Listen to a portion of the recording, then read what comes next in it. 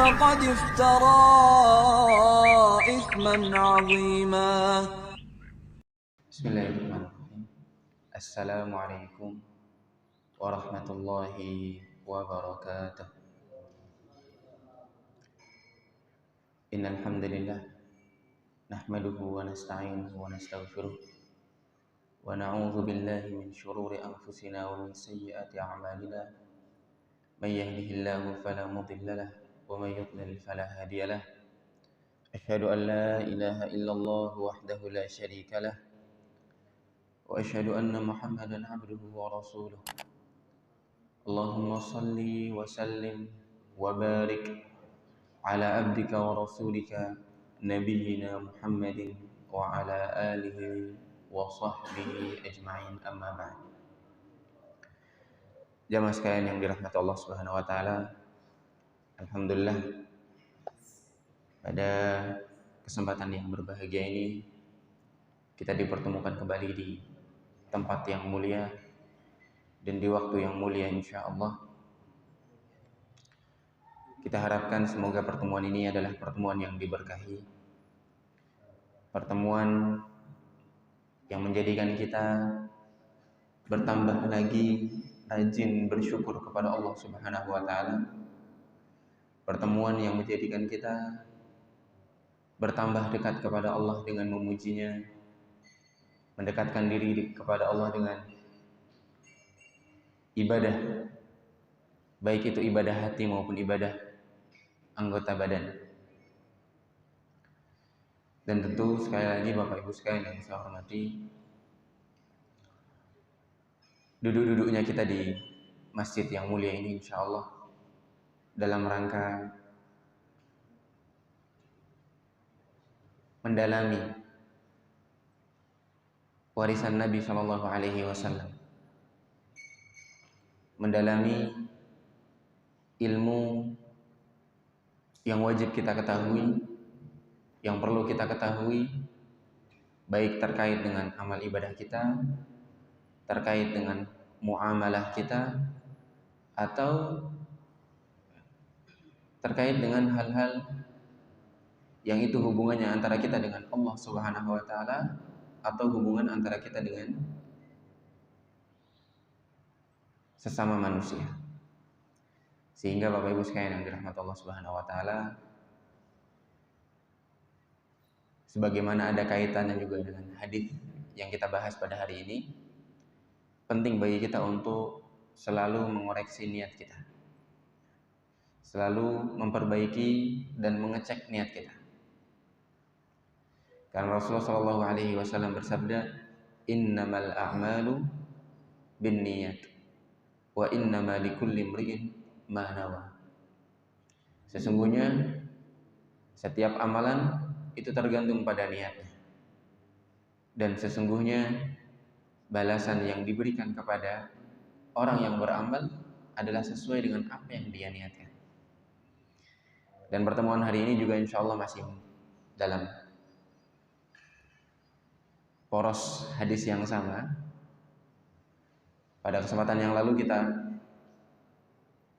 jelaskan bahwasanya dari hadis ini, potongan hadis pertama ini menjelaskan bahwasanya potongan yang pertama atau kalimat yang pertama berkaitan tentang niat amalannya, ibadahnya, yaitu amalnya apa, bentuknya apa. Karena memang di antara faidah dari hadis ini yang diambil dari intisari potongan yang pertama adalah kegunaan atau faidah dari niat itu sendiri. Niat itu berguna, bertujuan untuk membedakan antara adat dan ibadat. Antara adat dan ibadat. Dan juga niat berguna untuk membedakan antar satu ibadah dengan ibadah yang lainnya. Antara adat dan ibadat, kita contohkan. Apa yang membedakan antara kita makan dan minum hanya sebatas kebiasaan saja, kebutuhan, dengan membedakan atau menjadikan makan dan minum ini sebagai ibadah, yaitu menjalankan perintah Allah Subhanahu wa taala ketika Allah Subhanahu wa taala berfirman, "Wa kulu washrabu hatta yatabayyana lakumul khaytul abyadu minal aswad." Hatta yatabayyana lakumul khaytul abyad. Ketika Allah Subhanahu wa taala menjelaskan tentang sahur. Ketika Allah Subhanahu wa taala menjelaskan tentang sahur. Sehingga para ulama mengatakan kebiasaannya orang yang peka adalah ibadah. Sedangkan ibadahnya orang yang lalai itu menjadi adat, menjadi hanya kebiasaan belaka. Contoh lagi, ketika kita sholat, di antara kita ada yang sholat hanya sebagai kebiasaan karena dia tidak peka terhadap makna yang terkandung dalam sholat itu, karena dia tidak menghadirkan khusyuk, dia tidak menghadirkan perasaan bahwa dia sedang dilihat dan diawasi oleh Allah Subhanahu wa taala sebagaimana anjuran Nabi Shallallahu alaihi wasallam ketika kita beribadah. Dia hanya menjalankan kebiasaan saja, bertakbir, ruku dan lain sebagainya, hanya sebagai rutinitas biasa. Namun orang yang peka terhadap makna-makna di dalam setiap perintah Allah Subhanahu wa taala, bahkan di setiap kebiasaan, setiap perkara yang kaitannya hanya istilahnya kita sebut perkara manusiawi. Makan dan minum adalah perkara biasa, semua orang makan, semua orang minum, semua orang lapar, semua orang haus. Tetapi orang yang berilmu dan mengilmui tentang hadis ini, dia akan memanfaatkan dan memaksimalkan sebaik mungkin. Bahkan bukan hanya ibadah saja, makan dan minumnya pun dia maksimalkan dengan niat lillahi ta'ala, sehingga yang asalnya sebuah adat, kebiasaan biasa, berubah menjadi ibadah yang berbuah pahala, berbuah ridha Allah Subhanahu wa taala. Dia makan dan minum mungkin di waktu sahur untuk dia jadikan tenaga bagi dia bisa menjalankan ibadah puasa baik yang wajib maupun sunnah. Ataupun dia makan dan minum dengan makanan yang dihalalkan oleh Allah Subhanahu wa taala, mengharap ridho dari Allah Subhanahu wa taala agar dia bisa menegakkan badannya ketika Allah perintahkan untuk menunaikan ibadah sholat, berzikir, agar dia bisa membaca Al-Quran bertilawah, agar dia bisa berbuat baik kepada orang lain, berbuat ihsan dan lain sebagainya. Inilah yang membedakan antara hal-hal yang sia-sia dengan hal-hal yang menjadi istimewa hanya dikarenakan apa? Dikarenakan niat. Bahkan disebutkan juga oleh para ulama bahwasanya niat ini saking besar pengaruhnya, dia bisa menjadikan amalan yang kecil, amalannya sepele secara kasat mata, secara zahir, tetapi faedah, fadilahnya, pahalanya di sisi Allah menjadi besar sekali. Dikarenakan apa? Karena niat. Dan niat juga bisa sebaliknya. Sebuah amalan yang begitu besar, tetapi ketika niat dia keliru, dia ikut sertakan niat yang tidak baik di dalamnya yang selain Allah Subhanahu wa taala, maka amalan ini di sisi Allah menjadi biasa-biasa saja. Mungkin dia mendapatkan pahalanya kurang, ganjarannya tidak sempurna, atau bahkan bisa jadi tidak diterima sama sekali, tidak berbuah pahala, atau tidak menambah timbangannya di akhirat. Bapak Ibu sekalian yang dirahmati Allah Subhanahu wa taala, oleh karena itu penting kita menghadirkan niat yang tulus lillahi ta'ala di dalam setiap ibadah kita. Itu yang pertama. Niat bertujuan membedakan antara adat, ya, istilahnya atau kebiasaan manusia dengan ibadah. Kemudian tujuan niat yang kedua apa? Membedakan antara ibadah yang satu dengan ibadah yang lainnya. Membedakan antara ibadah yang satu dengan ibadah yang lainnya. Kita tahu bahwasanya ibadah itu macam-macam. Ada ibadah yang wajib, ada ibadah yang sunnah. Bahkan di antara ibadah yang wajib pun bermacam-macam. Kita contohkan yang paling sederhana di hadapan kita. Salat fardu misalnya. Salat fardu itu macam-macam. Ada salat zuhur, asar, maghrib, isya, subuh dan lain sebagainya. Maka dari sini sebagian para ulama mengatakan bahwasanya wajib menghadirkan dan menentukan macam atau bentuk ibadah yang sedang dilakukan, yang akan dilakukan. Di antaranya adalah contoh kita mau sholat maghrib. Di antara para ulama ada yang menyebutkan bahwasanya wajib kita sadari dalam hati kita bahwa kita akan menjalankan sholat maghrib. Namun di antara ulama yang lain ada yang mengatakan cukup menyadari bahwasanya itu adalah sholat fardu. Jadi ya, pendapat kedua ini lebih ringan karena melihat kondisi manusia kadang-kadang ya kurang fokus misalnya. Dia karena ingin menghadiri salat jamaah, dia ingin mendapatkan takbiratul ihram ketika imam bertakbir, dia langsung salat Allahu Akbar. Namun dia sudah menghadirkan dalam dirinya dia salat fardu. Salat fardu di waktu itu. Nah, kadang-kadang ya tidak hadir nama salatnya, ya macam salatnya. Yang seperti ini kata para ulama lebih bisa dikatakan tidak mengapa, cukup sah. Sebagaimana yang kita sebutkan pada kesempatan dahulu, ya bahwasanya niat itu tempatnya di mana? Tempatnya di hati, dan itu asalnya.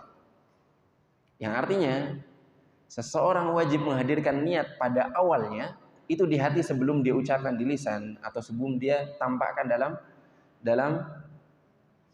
sikapnya. Maka sebelum itu semua dia wajib menghadirkannya di dalam hati. Kemudian di kesempatan yang lalu kita sempat singgung perbedaan ulama tentang hukum melafadzkan niat. Hukum melafadznya niat. Kita singgung kemarin ya, di antara mazhab yang berpendapat bahwasanya dianjurkannya melafalkan niat. Dan sekali lagi saya sampaikan, sepanjang yang kami tahu tidak ada pendapat yang mengatakan mewajibkan melafalkan niat. Tidak ada. Ya, yang ada yang kami dapati adalah hanya menganjurkan. Di antaranya adalah mazhab Hanafi dan juga mazhab Syafi'i.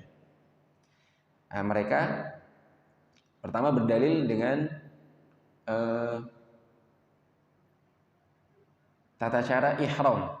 Ketika kita ingin masuk pada suatu nusuk, suatu macam ibadah, ya, haji. Karena haji itu tata caranya ada 3. Ya, secara singkat ada ifrad, yang haji saja, tamattu', yaitu yang paling santai, umroh dulu, istirahat kemudian haji, atau qiran, menggabungkan umroh dan haji dalam satu waktu. Maka, ya, sebagian para ulama mengatakan bahwasanya diwajibkan untuk ya mengucapkan, melafadzkan labbaik Allahumma umratan ilal haji mutamatti'an atau labbaik Allahumma ya umratan mutamatti'an biha ilal haji untuk yang tamattu', dan juga lafadz-lafadz yang lainnya sesuai dengan macam ibadah yang akan dia. Termasuk umrah saja, misalnya dia mau umrah, maka dia melafadzkan labbaik Allahumma umrah. Di antara mereka menjadikan dalil ini menganjurkan kita untuk melafadzkan niat dalam setiap ibadah. Kemudian yang kedua, di antara dasar mereka atau alasan mereka adalah kesempurnaan ketika hati dengan lisan itu digabungkan, tidak hanya mencukupkan pada hati saja. Namun wallahu taala alam bisawab, pendapat yang saya pribadi pilih, ya, itu adalah pendapat yang tidak mewajibkan. Bahkan, ya, saya lebih condong pada tidak menganjurkannya melafadzkan niat. Kemarin kita sudah sebutkan alasan kami, diantaranya adalah, ya, lafadz ini saking begitu pentingnya, kenapa tidak ada riwayatnya dari Nabi Shallallahu Alaihi Wasallam, bahkan dari para sahabat Nabi Shallallahu Alaihi Wasallam.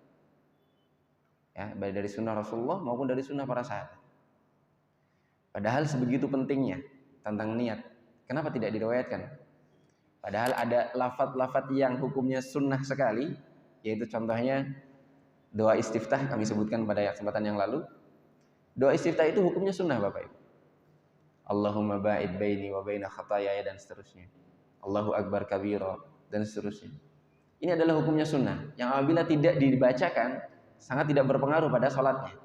Dia hanya tertinggal pak ganjaran sunnah. Ini saja diriwayatkan. Para sahabat sampai bertanya, ketika Nabi Shallallahu Alaihi Wasallam bertakbir Allahu Akbar, sebelum membaca Al-Fatihah diam, tapi jenggotnya gerak-gerak. Para sahabat bertanya, mataqul, apa yang kamu baca wahai Rasulullah? Dijelaskan oleh Rasulullah doa-doa istiftah. Bagaimana dengan tentang niat yang sebegitu pentingnya? Seandainya itu diajarkan, disunahkan, maka harus ada riwayat. Hanya sebatas ini, sesimpel ini kami memandang bahwasanya tidak ada anjuran melafadzkan. Yang kedua, karena niat itu, ya, insya Allah pelafadzan niat, misalnya contoh, kita sholat maghrib misalnya, di antara yang menganjurkan lafadz niat, mereka mengucapkan usolli fardhu zuhri, aku sholat fardu zuhur, ya. Usolli fardhu zuhri. Kemudian disebutkan, atau maghrib, usolli fardal maghrib, berapa rakaat? Salasa rakaatin. Kemudian ada yang disebutkan mustaqbilal qiblah. Kemudian ada yang disebutkan makmuman, sebagai makmum, dan imam mengatakan imaman. Kemudian yang terakhir lillahi ta'ala. Sebenarnya kata para ulama yang berpendapat tidak dianjurkannya melafadzkan niat, hal-hal seperti ini sudah hadir di dalam hati ketika kita sudah menyadari sholat tersebut. Jadi tidak perlu diucapkan. Ketika orang sudah tahu bahwasanya dia mau sholat maghrib atau sholat fardu, maka itu sudah cukup. Bahkan yang menjadi permasalahan ketika orang awam menganggap bahwasanya wajibnya melafadzkan niat. Saya sering bertemu beberapa orang, saking dia menganggap bahwasanya melafadzkan niat itu, ya, wajib lebih dari di hati saja, dia sampai bertanya, ya, sampai kesusahan bagaimana ketika dia mau menjama, bagaimana dia ketika mau mengqashar, bagaimana ketika dia sholat sebagai imam, makmum, ya, atau mengqadha, bagaimana niatnya. Dia sampai bertanya kepada saya tata cara seperti itu. Dan menurut kami yang hal demikian akan menyusahkan bagi orang-orang yang tidak mampu. Namun ketika kita mencukupkan niat hanya di hati, maka itu lebih memudahkan. Apalagi bagi mereka yang tidak tahu bahasa Arab, harus mencari kosakatanya dan lain sebagainya. Tapi ketika dia sudah menyadari dalam hati, saya sedang, yang mengatakan di dalam hati saya sedang sholat, atau saya akan sholat maghrib fardu, lillahi ta'ala, cukup.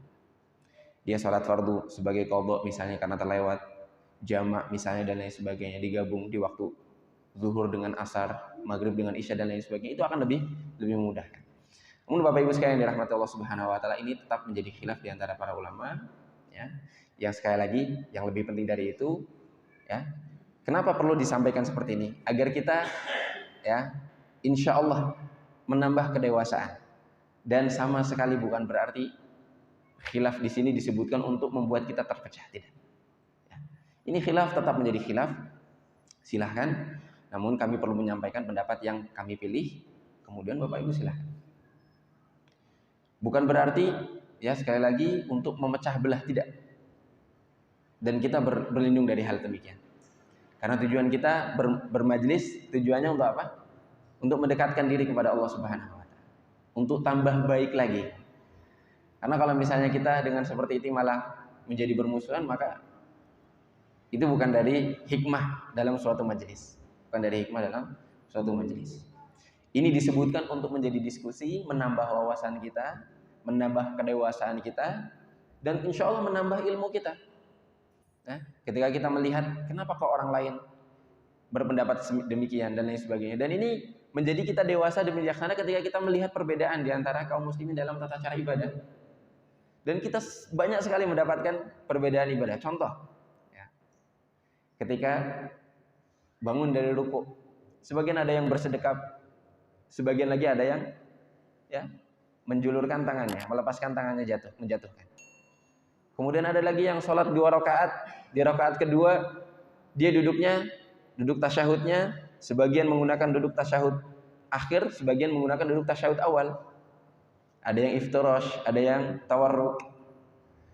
Dan keliru ketika orang menjadikan hal-hal seperti ini menjadi masalah yang besar. Ya, menjadi masalah yang besar. Karena di beberapa perbedaan ada perbedaan yang tidak berpengaruh sama sekali, apalagi hanya dalam hal-hal keafdolihan atau sunnah saja. Dan saya bisa katakan 100%. Mereka semua, baik yang sedekap, yang tidak sedekap, yang duduk tawaruk atau iftirash dan lain sebagainya, itu semua sholatnya sah. Sholatnya semuanya sah. Karena tata cara ini hanya sebatas hukumnya sunnah. Mana yang lebih afdal?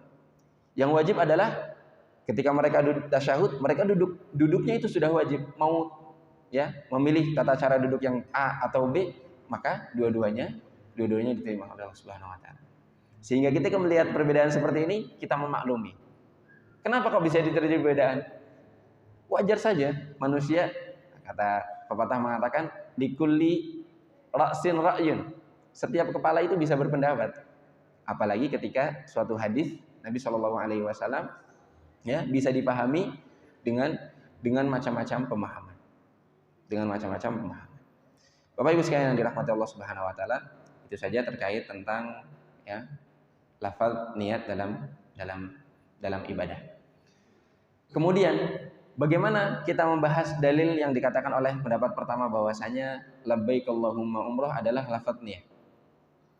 Para ulama mengatakan bahwasanya ucapan labbaik Allahumma umrah ini bukan lafaz niat. Di antaranya mereka mengatakan bahwasanya ini adalah ya anjuran dari Allah Subhanahu wa taala dan Rasul-Nya,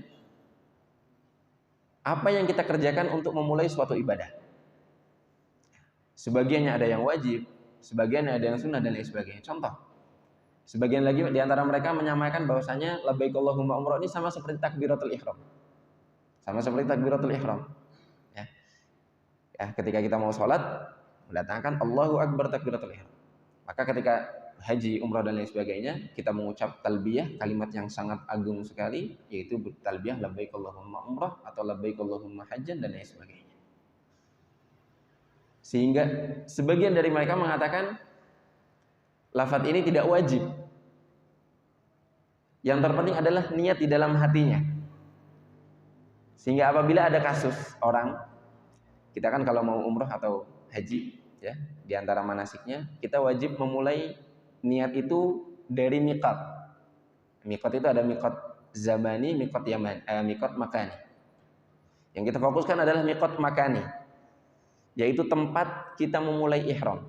Dan Nabi SAW sudah tunjuk beberapa tempat, ya, ada 5 tempat yang Nabi anjurkan bagi mereka yang tinggal di situ dan orang yang akan melewati situ, maka miqatnya berihramnya di tempat itu.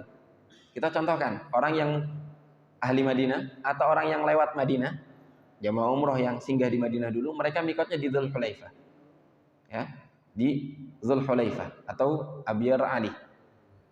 Ketika mereka sudah di Dzulhulaifah, kemudian sudah meniatkan, namun lupa mengucapkan lafaz labbaik Allahumma umrah atau dan lain sebagainya, maka dikatakan para ulama ini tidak mengapa. Yang penting niatnya di dalam hati, dia sudah masuk pada suatu nusuk, sudah masuk pada suatu ibadah. Itu yang sudah mencukupi. Namun yang jadi permasalahan adalah ketika dia sudah melewati miqat, ya, tapi dia belum berniat, bahkan di dalam hati pun dia belum berniat masuk dalam suatu ibadah, maka dia sudah meninggalkan suatu yang wajib. Apa hukumnya bagi mereka yang melewati tempat ini belum mengucapkan niat di dalam hatinya, belum meniatkan, belum nusuk, ya, masuk pada suatu nusuk? Bagi mereka bisa kembali lagi mundur, mengulangi kembali ke Dzulhulaifah untuk berniat ihram, kemudian bertalbiyah, maka orang yang seperti itu dia tidak ada hukumannya sama sekali, tidak ada dendanya. Tetapi orang yang misalnya sudah kelewat terlanjur jauh dan untuk mundur lagi akan memakan waktu yang lama, lelah dan lain sebagainya, maka dia wajib miqat atau wajib berihram di tempat di mana dia sudah ingat. Misalnya sebelum dia masuk Mekah, ya, di tengah jalan sudah ingat, oh, saya belum berniat nusuknya, belum masuk ihram, sehingga larangan-larangan dimulai pada diri saya. Maka dia mulai di tempat itu. Kemudian nanti dia membayar dam karena dia telah meninggalkan kewajiban.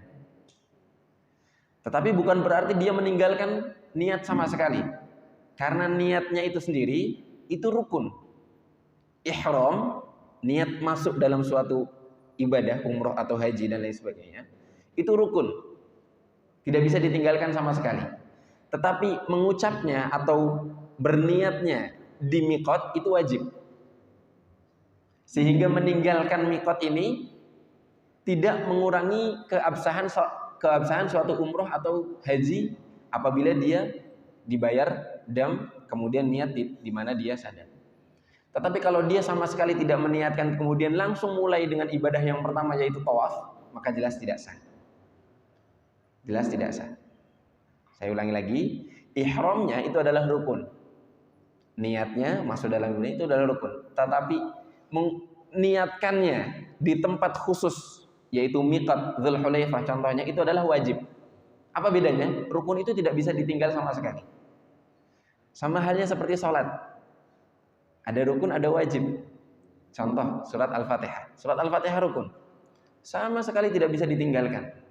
Sama sekali tidak bisa ditinggalkan. Ketika orang lupa, ya, dia Allahu Akbar kemudian langsung membaca surat misalnya, atau langsung rukuk misalnya, dia baru ingat, atau mungkin dia ingatnya pas waktu sujud misalnya, sujud rakaat kedua, sujud rakaat pertama, sujud yang kedua misalnya, dia baru ingat dia belum membaca Al-Fatihah, maka sudah pasti rakaatnya tidak sah. Dia bisa langsung bangun mengulangi rakaat yang tidak ada surat Al-Fatihahnya tadi, karena Al-Fatihah rukun. Tetapi kalau misalnya yang dia tinggalkan misalnya adalah suatu yang wajib, contoh bacaan salat diantaranya adalah wajib. Contoh bacaan sujud, Subhana rabbiyal a'la. Ya, itu adalah wajib. Ketika dia tinggalkan, lupa membaca itu, maka bukan berarti rakaatnya tidak sah. Sah apabila dia nanti ganti di akhir ketika sudah ingat, diganti dengan apa? Sujud sahwi. Dibayar. Nah, sama seperti ihram tadi. Ihramnya rukun, dia wajib niat. Tidak boleh ditinggalkan sama sekali. Kalau ditinggalkan, tidak sah ibadahnya. Tetapi kalau dia hanya meninggalkan miqat saja, lupa mengucapnya di Dzulhulaifah, tapi dia kemudian langsung meniatkan di waktu dia ingat sebelum tawaf, maka dia hanya meninggalkan wajib, bukan meninggalkan rukun, yang bisa diganti dengan membayar dam gitu. Ini yang dimaksud dengan ya pembahasan tentang apa itu lafaz talbiyah yang diucapkan pada waktu ihram. Bapak Ibu sekalian yang dirahmati Allah Subhanahu wa taala. Kemudian kita masuk pada potongan hadis yang kedua. Potongan hadis yang pertama kita selesai. Potongan hadis yang kedua, Nabi SAW menjelaskan tentang contoh bagaimana orang beribadah dan dengan niatnya. Dan ini salah satu kesempurnaan cara pengajaran Nabi SAW. Ketika beliau sudah menjelaskan kaidahnya, beliau memberikan permisalan. Dan permisalan-permisalan ini banyak sekali disebutkan di dalam Al-Quran, di dalam hadis dan lain sebagainya. Walillahil matsalul a'la. Jelas permisalan, perumpamaan yang paling agung adalah perumpamaan yang dibuat oleh Allah Subhanahu wa taala. Dan perumpamaan-perumpamaan ini membuat kita tambah faham dan membuat kita tambah ingat terhadap wawasan yang disampaikan. Nabi SAW sudah menyebutkan, innamal a'malu binniyat. Setiap amalan tergantung pada niatnya. Kemudian wa innamal likulli imri'in ma nawa. Setiap amalan ganjarannya sesuai dengan niatnya. Ya. Maka Nabi SAW sebutkan, faman kanat hijratuhu ilallahi wa rasulih, fahijratuhu ilallahi wa rasulih, wa man kanat hijratuhu lidunya yusibuha aw imra'atin yankihuha, fahijratuhu ila ma hajara ilaih. Di sini Nabi Shallallahu Alaihi Wasallam memberikan permisalan ibadah yang sangat agung, yaitu hijrah. Hijrah adalah salah satu ketaatan yang sangat agung sekali. Kita sebutkan ya pada kesempatan yang lalu bahwasanya hijrah ini bagaimana penjelasannya dari potongan hadis ini. Faman kanat hijratuhu ilallahi wa rasulih, barang siapa yang hijrahnya diniatkan kepada Allah dan Rasulnya, fa hijratuhu ilallahi wa rasulih, maka hijrahnya dan ganjarannya, hijrahnya akan diterima dan ganjarannya juga akan sampai kepada Allah Subhanahu wa taala, akan diterima oleh Allah Subhanahu wa taala, akan dicatat menjadi amal baik bagi dia. Tetapi sebaliknya, faman kanat hijratuhu lidunya yusibuha, dia tidak meniatkan untuk Allah Subhanahu wa taala, tapi untuk dunia, agar dia mendapatkan dunia itu. Aw imra'atin yankihuha, untuk mencari jodoh. Fa hijratuhu ila ma hajara ilaih, maka hijrahnya akan sampai terhadap apa yang dia niatkan, tetapi tidak sampai kepada Allah Subhanahu wa taala. Dan Nabi Shallallahu Alaihi Wasallam menjelaskan di sini satu misal saja hijrah, dan ini bisa kita analogikan pada semua ibadah kita: sholat, zakat, sedekah, puasa, haji, tilawah Al-Quran, berzikir, bersolawat, dan lain sebagainya. Terkait dengan solawat, kebetulan disebutkan solawat. Betapa sering kita mendengarkan kalau misalnya kita pengen sesuatu yang kita lihat di apa? Disolawatin. Lihat mobil bagus, pengen punya, salawatin aja dulu. Lihat rumah bagus, salawatin. Lihat handphone bagus, pengen punya, salawatin. Subhanallah. Zahirnya sangat indah sekali, baik sekali. Sangat indah sekali, baik sekali. Namun dari secara batin, secara maknanya, ini mohon maaf Bapak Ibu ya, saya sebutkan terus terang bahwasanya ini termasuk tidak terpuji. Kenapa? Karena itu mendidik diri kita untuk menggantungkan sholawat ini hanya untuk duniawi. Padahal sholawat adalah ibadah yang sangat agung sekali. Sampai-sampai Allah Subhanahu wa taala bersolawat, para malaikatnya bersolawat, dan kita dianjurkan untuk bersolawat. Allah Subhanahu wa taala berfirman, innallaha wa malaikatahu yusholluna 'alan nabi ya ayyuhalladzina amanu shallu 'alaihi wa sallimu taslima. Kemudian Nabi bersabda, salawatlah kepadaku 1 kali dan niscaya Allah akan balas sebanyak 10 kali. Kita mendoakan Nabi SAW kebaikan, kita akan diberikan kebaikan oleh Allah sebanyak 10 kali lipat dari 1 kali yang kita sebutkan. Rahmatnya, rizkinya, ampunannya, kasih sayangnya, dan lain sebagainya. Maka ini yang kita cari dari salawat, ya, kesejahteraan dari Allah, kasih sayang dari Allah, balasan dari Allah yang 10 kali ini. Bukan hanya dititik beratkan pada dunia, bukan hanya dititik beratkan pada dunia. Apalagi kita menjadikan salawat hanya untuk mobil semata.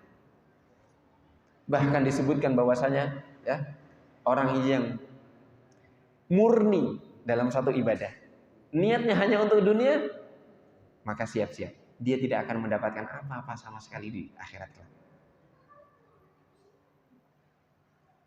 Tetapi ya, misal ini kasus,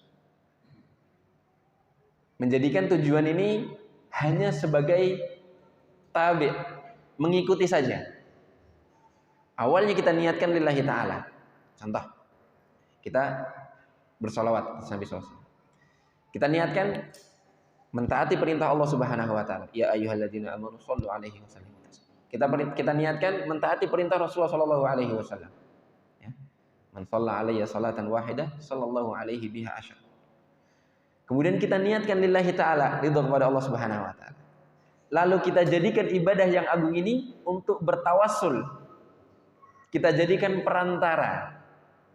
Ketika kita mengharap kepada Allah Subhanahu wa taala kebaikan, baik itu kebaikan urusan duniawi ataupun kebaikan urusan akhirat. Nah, ini maka tidak mengapa. Insya Allah tidak akan mempengaruhi. Dan pengaruh niat dunia ini akan berpengaruh sebesar apa kita menaruh hati kita dalam ibadah pada tujuan itu. Kalau misalnya hanya kita jadikan sebagai wasilah, contoh, orang mau juga menyebutkan bahwasanya istighfar melancarkan rezeki. Istighfar melancarkan rezeki. Dan ini disebutkan dalam ayat Allah Subhanahu wa taala, ya. Dalam surat apa? Kalau tidak salah dalam surat Nuh. Faqul tastaghfiru rabbakum innahu kana ghaffara yursilis samaa 'alaikum midrara, dan seterusnya. Allah Subhanahu wa taala berfirman, dan beristighfarlah kepada Allah Subhanahu wa taala, minta ampunlah kepada Allah, karena sungguhnya Rabb kalian Maha Pengampun. Niscaya apa? Allah akan turunkan keberkahan dari langit, hujan yang berkah, rezeki, meluaskan ya rezeki kalian, memperbanyak anak-anak kalian, memperbanyak buah-buahan bagi kalian, dan lain sebagainya. Ini salah satu kegunaan istighfar. Namun orang yang beristighfar hanya menitik beratkan pada balasan ini saja, maka sebegitu juga pengaruhnya pada ganjaran ibadah dia. Oleh karena itu ketika kita beribadah, Allah Subhanahu wa taala menginginkan kita untuk berbuat ikhlas. Yang pertama, imtithal awamirillah, menjalankan perintah Allah Subhanahu wa taala dan mengharap ridhonya. Allah Subhanahu wa taala berfirman, "Wa ma umiru illa liya'budullaha mukhlishina lahuddin." Tidaklah mereka diperintahkan kecuali untuk beribadah kepada Allah dengan memurnikan niat, mengikhlaskan niatnya. Inilah yang akan mempengaruhi ibadah kita. Bapak Ibu sekalian dirahmati Allah Subhanahu wa taala. Ini terkait tentang potongan hadis yang kedua. Lalu di sini disinggung tentang hijrah. Ada baiknya kita jelaskan tentang definisi hijrah. Secara singkat, hijrah adalah at-tark dalam bahasa. Dalam bahasa, hijrah itu at-tark, meninggalkan. Kemudian secara syariat, hijrah adalah pemahaman yang zahir, meninggalkan tempat kekufuran, negeri kufur, negeri yang penuh maksiat, penuh kefasikan, kepada tempat yang lebih islami. Di situ negara Islam, negara yang penuh dengan ketaatan, negara yang penuh dengan kesolehan. Apa tujuannya hijrah? Atau apa alasannya hijrah? Alasannya adalah menjadikan kita lebih mudah menegakkan kalimat Allah dengan beribadah kepadanya, menjalankan kewajiban-kewajiban kita, sholat, ya, baca Al-Quran, zikir, puasa, haji, dan lain sebagainya, zakat, dan lain sebagainya. Karena ketika orang tetap berada di tempat yang mayoritas ya atau dikuasai dengan kekufuran, dan ini nyata ya, banyak sekali saudara-saudara kita yang tinggal di tempat ya negeri yang masih kufur, mereka tidak mudah untuk berpuasa, bahkan dilarang, tidak mudah untuk menjalankan sholat, bahkan tidak boleh memandangkan azan, dan lain sebagainya. Maka kata para ulama, apa hukum hijrah ini? Ketika memang dia tidak bisa, sama sekali tidak bisa menegakkan ibadah kepada Allah Subhanahu wa taala, maka dia wajib berhijrah. Namun ketika ya hanya sebatas negerinya bukan negeri kufur, tapi negeri yang banyak kemaksiatan di dalamnya, maka hukumnya bermacam lagi. Kalau seandainya dia takut terwarnai dengan maksiat tersebut, ya tergelincir juga, dia belum mampu mengontrol dirinya, maka dia juga harus pindah, harus hijrah ke tempat yang lebih baik. Namun kalau dia merasa dia masih bisa menegakkan syariat Allah, bisa beribadah, bahkan bisa taat, bahkan bisa tetap menjadi orang yang soleh, istiqomah di dalam agama Allah, maka bisa jadi itu lebih baik dia di situ. Tetap jangan pindah, karena akan lebih menjadi madarat bagi orang-orang sekitarnya. Mungkin keluarganya jadi lebih madarat. Tidak ada orang yang menyeru kepada kebaikan, beramar ma'ruf nahi munkar, tidak ada orang yang memberikan contoh yang baik, dan lain sebagainya. Tidak ada orang yang menegur, dan lain sebagainya. Maka di situ hukum hijrah berbeda-beda. Lalu terjadi perbedaan pemahaman ketika orang mengatakan, ketika Rasulullah SAW menyebutkan tentang hadis ketika sudah dibukanya kota Mekah, ya, Fathu Mekah, Nabi SAW mengatakan la hijrata ba'dal fathi, tidak ada hijrah lagi setelah pembukaan kota Mekah, setelah dimenangkannya kota Mekah. Beberapa di antara mereka salah memahami bahwasanya hijrah sudah tidak ada lagi. Maksudnya tidak ada hijrah lagi. Sudah kota Mekah sudah menjadi kota yang beriman, tidak ada hijrah lagi sama sekali secara mutlak. Ini pemahaman yang salah. Pemahaman yang benar adalah, maksud dari hadis Nabi SAW ini adalah tidak ada hijrah dari kota Mekah ke kota Madinah setelah pembukaan kota Mekah. Karena kota Mekah sudah menjadi kota yang beriman kepada Allah Subhanahu wa taala penduduknya. Ya. Karena di situ sudah bisa lagi ditegakkan syariat Allah Subhanahu wa taala. Orang mudah lagi beribadah, tidak ada yang dicela, tidak ada yang diganggu, tidak ada yang disiksa dan lain sebagainya. Maka tidak ada hijrah setelah pembukaan kota Mekah dari Mekah ke kota Madinah. Dari Mekah ke kota Madinah. Namun dari tempat-tempat yang lain tetap masih ada hijrah.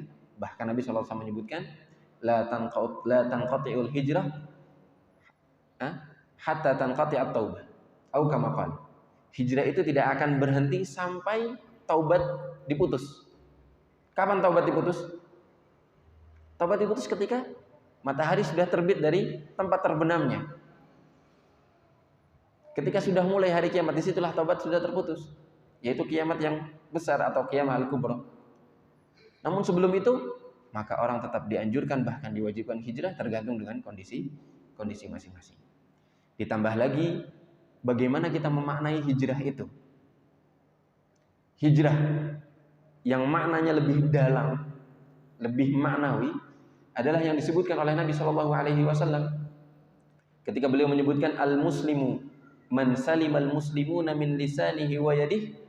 Seorang muslim adalah orang yang tangan dan mulutnya tidak mengganggu muslim yang lain. Muslim yang lain selamat dari gangguan kejelekan mulut dan tangannya. Wal muhajiru man hajara ma nahallahu anhu. Dan orang yang hijrah hakikatnya adalah, ya, orang yang disebut hijrah secara hakiki, sejati hijrah adalah orang yang meninggalkan apa yang Allah Subhanahu wa taala tinggalkan. Apa yang Allah Subhanahu wa taala larang. Allah Subhanahu wa taala melarang tentang riba.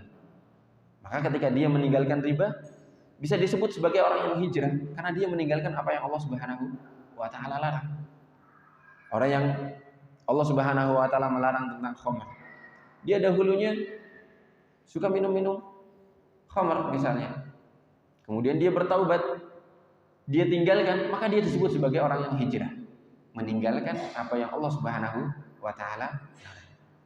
Dan ini, ya, salah satu, sekali lagi, kenapa sampai dijadikan permisalan oleh Rasulullah? Karena pentingnya hijrah dengan segala definisinya. Pentingnya hijrah itu dengan segala definisi. Sehingga jangan sampai ibadah yang sangat agung ini, ya, salah niat kemudian dia sampai tidak dapat apa-apa.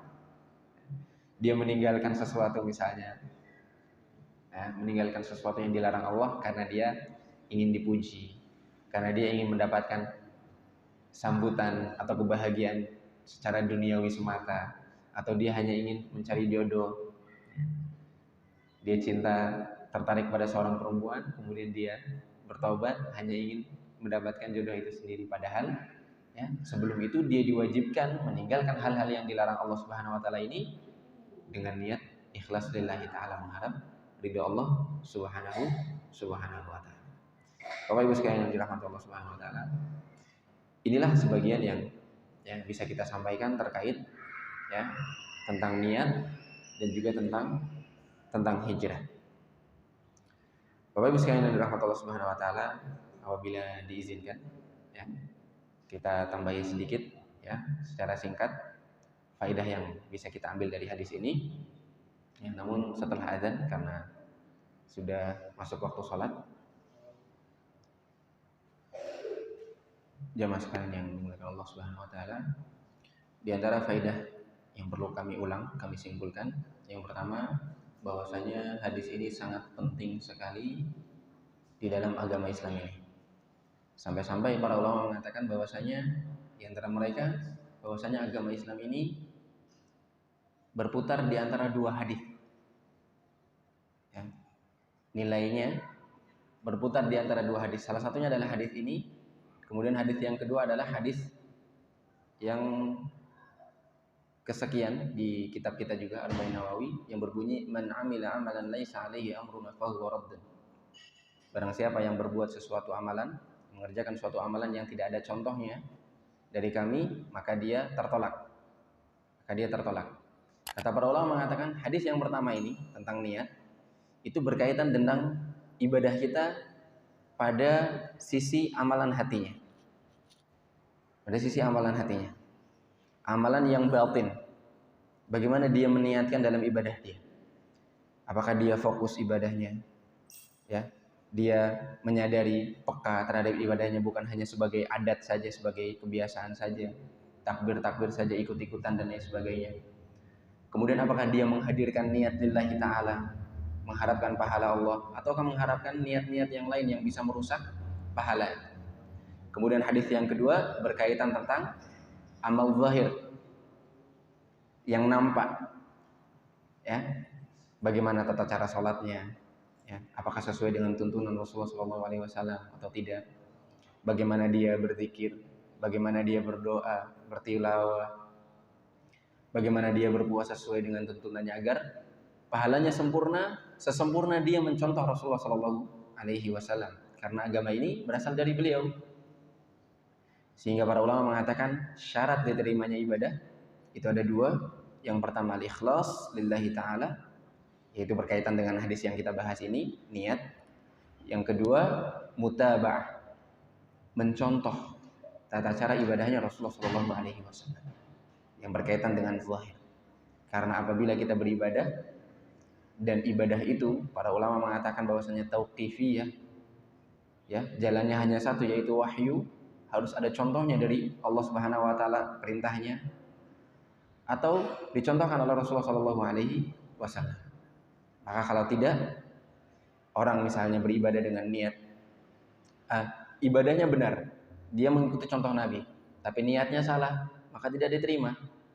Atau misalnya dia niatnya benar lillahi ta'ala, tetapi dia contohnya salah, tidak mencontoh Nabi SAW dalam tata caranya, maka itu juga bisa menjadikan amalannya tertolak. Kemudian Bapak Ibu sekalian yang dirahmati Allah Subhanahu wa taala, ini pentingnya ikhlas lillahi ta'ala. Karena ya, ikhlas itu faedahnya bukan hanya di sini saja. Keikhlasan itu juga akan menjadikan kita mudah dalam melewati hal-hal yang sulit. Karena setiap orang yang menggantungkan segala sesuatunya kepada Allah Subhanahu wa taala, maka apa saja yang menjadi halangan, ya, rintangan, cobaan, ujian dan lain sebagainya akan mudah bagi dia dilewati. Termasuk ujian dari syaitan. Ya. Kita betapa banyak kita mendapati bahwasanya kita susah sekali melawan syaitan. Berjihad yang begitu besar menghadapi godaan syaitan. Yang perangnya tidak ada henti sampai hari kiamat, syaitan akan selalu sebagaimana janji dia akan selalu menggoda manusia dalam segala hal, dalam setiap waktu, dari segala sisi dan lain sebagainya. Namun orang yang ikhlas insyaallah ketika dia menggantungkan kepada Allah Subhanahu wa taala setiap ya kerjaannya, setiap perbuatannya, setiap niatnya, tujuannya dan lain sebagainya, maka dia akan dimudahkan melewati ujian-ujian seperti ini ataupun ujian musibah dan lain sebagainya, sehingga ya Allah Subhanahu wa taala tetap membimbingnya, memberinya taufik, tetap istiqomah walaupun diuji sebagaimanapun besar ujian itu. Wallahu taala alam bisawab. Semoga hal yang demikian bisa bermanfaat untuk kita semua. Kurang lebihnya mohon maaf. Semoga bermanfaat. Tutup dengan doa kafaratul majlis. Subhanakallahumma wa bihamdik, asyhadu an la ilaha illa anta astaghfiruka wa atubu ilaik. Assalamualaikum warahmatullahi wabarakatuh. ومن يشرك بالله فقد افترى إثما عظيما.